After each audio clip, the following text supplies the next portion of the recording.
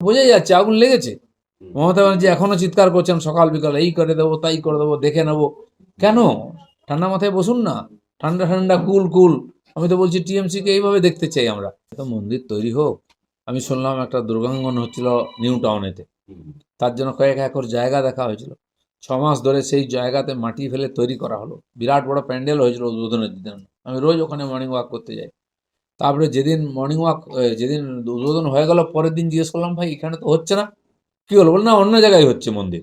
কী ব্যাপার? না সেই জমির উপরে কারো জায়গা অবৈধভাবে দখল করা হয়েছে, কারো পয়সা দেওয়া হয়নি, তারা কেস করেছে, স্টে এসে গেছে হাইকোর্টে, সেখানে হলো না। কিন্তু যখন জিত করবই, অন্য একটা জায়গায় করা হয়েছে, সে জানি না কমার্শিয়াল জমি কী ব্যাপার, সেখানে রাতারাতি মন্দিরের ভিত্তিপত্র স্থাপন হয়ে গেছে। সেটা আদৌ কী হবে, ওখানে হবে কি না, খালি নির্বাচন অবধি হবে নাকি, আর একজন মসজিদ তৈরি করছেন, একজন মন্দির তৈরি করছেন। তো পশ্চিমবাংলার মানুষ এইদিকে তাকাতে রাজি নয়। চাকরি নেই, ব্যবসা নেই, ইন্ডাস্ট্রি নেই, শিক্ষার অবস্থা খারাপ, স্বাস্থ্যের অবস্থা খারাপ, লোক সেই নিয়ে ব্যস্ত, তার জন্য অন্য রাজ্যে যেতে হচ্ছে। তো লোক ওটা জানতে চায়। মন্দির দেশের অভাব নেই বা মসজিদও দেশের অভাব নেই। না না, জানাবার কিছু নেই, আমি কাউকে জানাতে যাইনি। তখন আমার রিয়েকশন বলেছিলাম, আর কি হয়েছিল সেটাও বলেছিলাম। তো সেজন্য পার্টি হয়তো জানে, রিয়েলাইজ করেছে।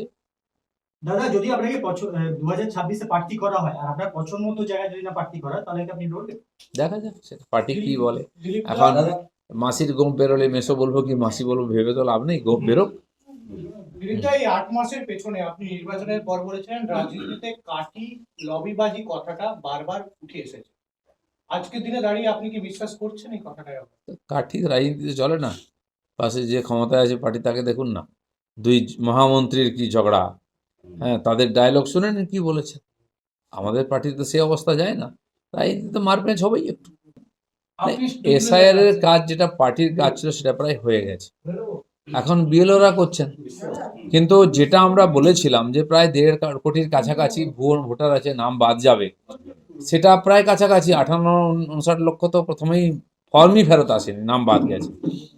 এরপরে যে ফর্মগুলো এসেছে, একাধিক জায়গায় নাম আছে, তাদের ডাকছে, জিজ্ঞেস করছে আপনি কোথায় ভোটার থাকতে চান, কারো কাছে SMS এ মেসেজও আসছে। তো প্রায় 1,38,00,000 আরও নাম এরকম এসছে যাদেরকে ডাকা হচ্ছে, আরও বাড়তেও পারে। তো আমার মনে হয় সেখান থেকে কিছু ছাঁট বেরোবে। তো আমাদের বক্তব্যের দিকেই যাচ্ছে পরিস্থিতি। এখন টিএমসি যে বলছিল কি হলো, কিছুই তো হলো না, কি হলো বোঝা যাচ্ছে না। তাদের মহামন্ত্রী দিল্লিতে দাঁড়িয়ে রাজপথে যেরকম চিৎকার করছিলেন কালকে, তো বোঝাই যাচ্ছে আগুন লেগেছে। মমতা ব্যানার্জি এখনো চিৎকার করছেন সকাল বিকাল, এই করে দেবো তাই করে দেবো, দেখে নেবো। কেন? ঠান্ডা মাথায় বসুন না, ঠান্ডা ঠান্ডা কুল কুল। আমি তো বলছি টিএমসিকে এইভাবে দেখতে চাই আমরা, কিন্তু সম্ভব নয়, কারণ আগুন লেগে গেছে। এই যে 1-1.5 কোটি নাম যদি বাইনাস হয়, তো টিএমসি থাকবে কোথায়? আর এটা যে সত্য কথা, তথ্যই তার প্রমাণ দিচ্ছে। বিজেপির কর্মীরা যে লড়াই করে পার্টিকে এত এগিয়ে নিয়ে এসছেন, সেটাকে মানুষ স্বীকৃতি দিয়েছে। আগামী নির্বাচনেই তাদের কাজের ফল ফলবে। তারা যে উৎসাহে কাজ করছিলেন সেটাই করুন, এটাই আমি বলেছিল। কোথায় আমি চয়েস বলেছিলাম, জিতেছিলাম। এবারে যদি মনে হয় দল আমাকে লড়ালে দলের লাভ হবে, তো আমাকে যদি বলেন, আমি নিশ্চয়ই লড়ব।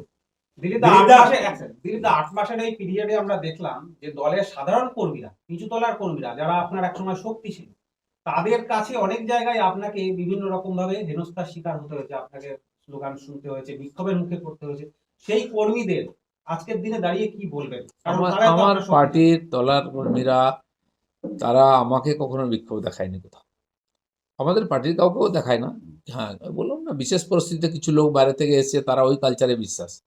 গো ব্যাক, কালো পতাকা, কখন কাকে দেখাতে হয় তারা ভুলে যায়, অভ্যাসটা রয়ে গেছে। সেরকম কিছু লোক করেছে, তো তারা ঠিক করেছে কি ভুল করেছে, তারা কী করে সেটা ওদের ব্যাপার। আমার কোনো টিএমসি লোকের আমার চিরদিন দেখাতো, সেখান থেকে কিছু লোক ঢুকে পড়েছে, তাদের সেই অভ্যাস রয়ে গেছে।